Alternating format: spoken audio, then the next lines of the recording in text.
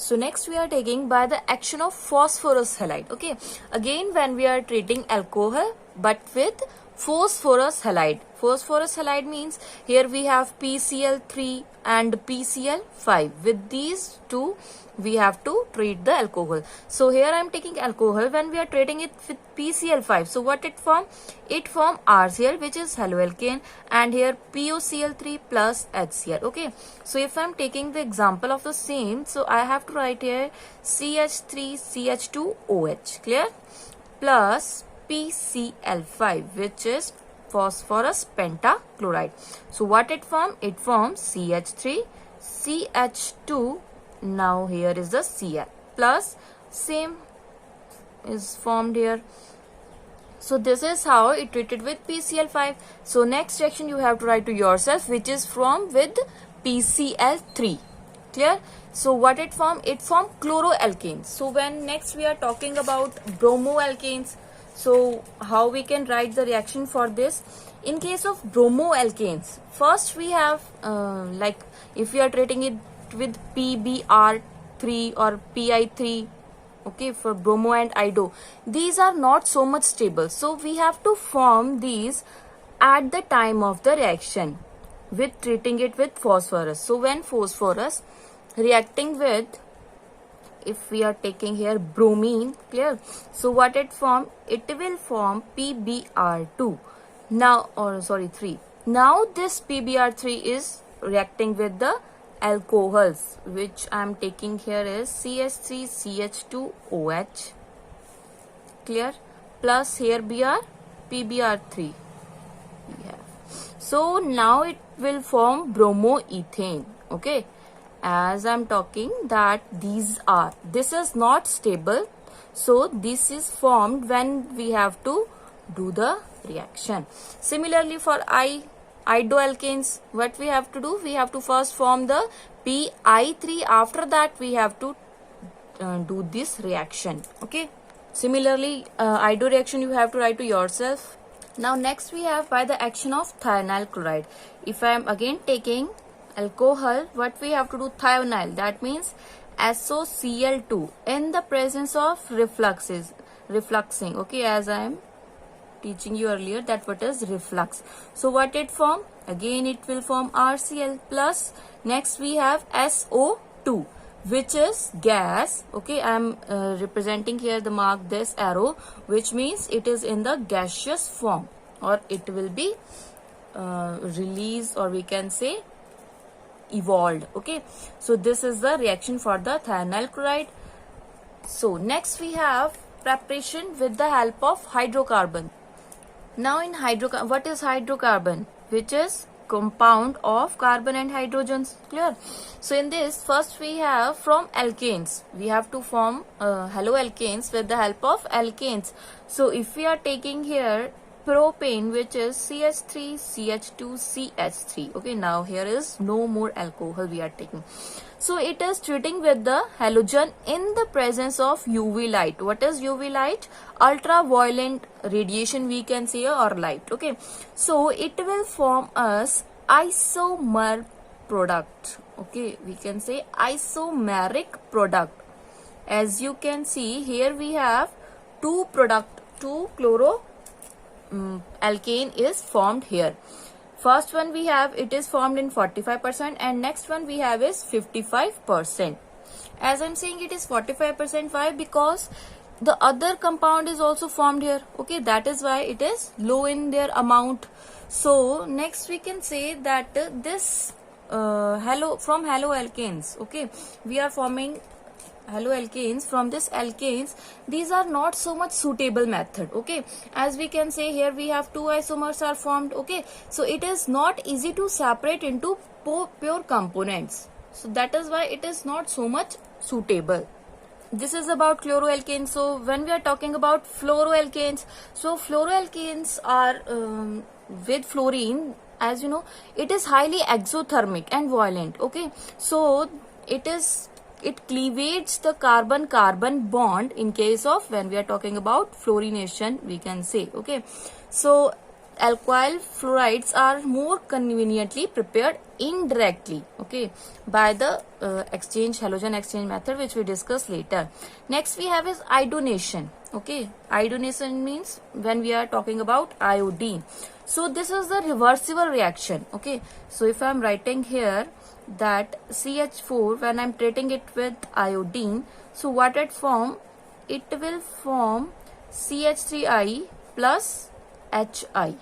Clear? So next what we have to do, when we are adding some oxidizing agent into it, so only then it will be formed. So we are taking here HI plus HiO3. Now this is act as oxidizing agent. We have also take here HNO3. So then the reaction is in the forward direction. Clear? So next we have to now treating CH4 plus 2I2 plus this HiO3. Now the reaction, or we can say haloalkane, is formed, which is CH3I and water. Clear? So this is the from the help of alkanes. Next, if we are talking about here what we have, addition of again hydrogen halide is taken place here. As I'm taking here alkene, when we are adding the halogen halide, so what it form? It will firstly form single bond, and in one place H is going, and in other second carbon halogen is attached to it. Okay, so this is the known as haloalkane with the help of alkene. Okay, so this is, we are talking about symmetrical alkenes. Now what is symmetrical and unsymmetrical alkenes? So if we have like carbon-carbon double bond, clear? So as you can see, in this double bond, left hand side and right hand side, we have same number of carbon atoms. So these are known as symmetrical alkenes. But if I am writing like CH3 single bond, CH double bond, CH2. Okay. So as you can see, in the right side of the double bond, we have only CH2, but in the left side we have CH and CH3. So these are known as unsymmetrical alkenes. Okay, know the difference between symmetrical and unsymmetrical alkenes. So this is in the case of symmetrical alkene. But when we have case of unsymmetrical alkene, so what we have to do? So how these hydrogen and halogen is goes or attached with which type of carbon? So this is explained with the help of Markovnikov rule. Very important rule. What is now Markovnikov rule? What Markovnikov rule say that when we have this unsymmetrical alkene, okay, if I am taking this, when we have unsymmetrical alkene and when we are treating it with some acid, which is halogen acid, HBr or HCl. Okay, so if I am taking here HBr, so how it goes to which side? So the negative part, or we can say simply halogen, it attached to that carbon atom which is less in hydrogen. Less in hydrogen in the sense which is attached to the double bond. Now as you can see here, we have two carbon which is attaching to the double bond.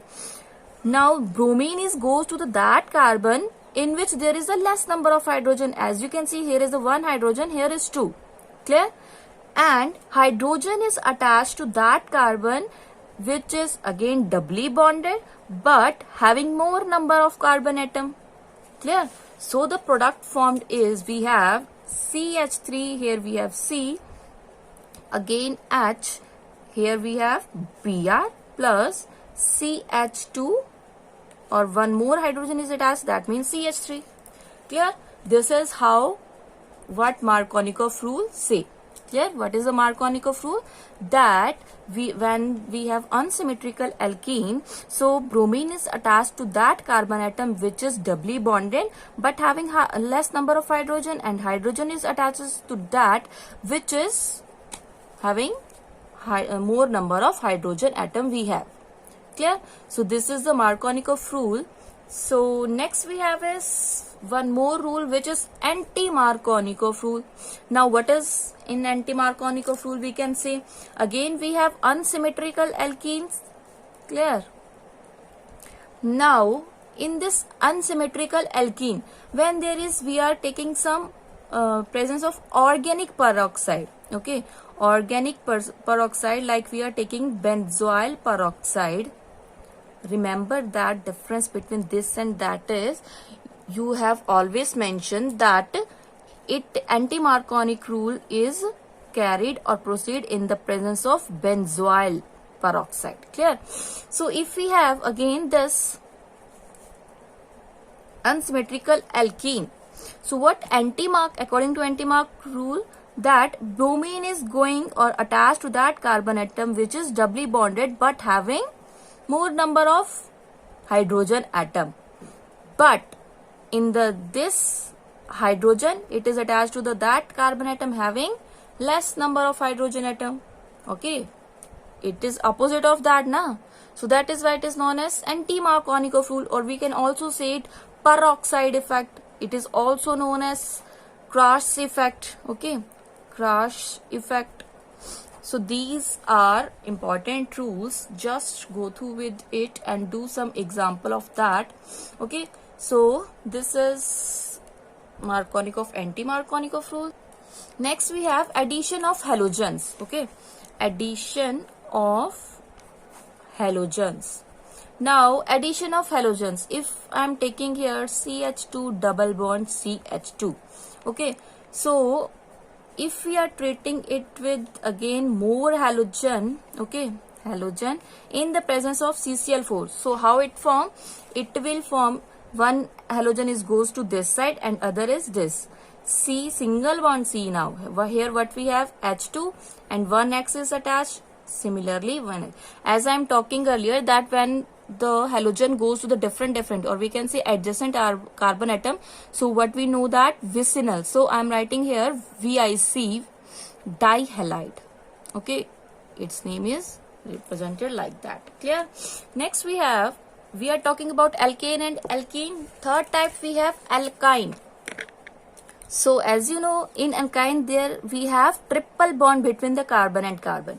Now when we treating it with again halogen halide, so what it form? It will firstly converted this into double bond, and here one hydrogen and one halogen is attached. Okay, but what we want haloalkane. These are alkene. So again we are treating it with HX. So what it form? It forms C single bond C. Here we have already HX. So now these HX are goes to this side. So it is how we can say, or you can see that same halogens are present on the same carbon. That is dihaloalkane. Clear? If we are taking the example of the same, so what we have? If I am taking chlorine, so chlorine on the same carbon atom. Next we have addition of halogen. Again same process as we are talking in this. Okay, addition of halogen. So what we have here, X2, it goes to the different carbon atom. Here is a double bond, again it treated with X2. So what we have here, we have already XX, other XX is going to this side. So now we have 4X, or we can see halogen atom here. So what it form is tetrahalide. Okay, these are the tetrahalide. Okay, so okay, that's all for today. Thank you.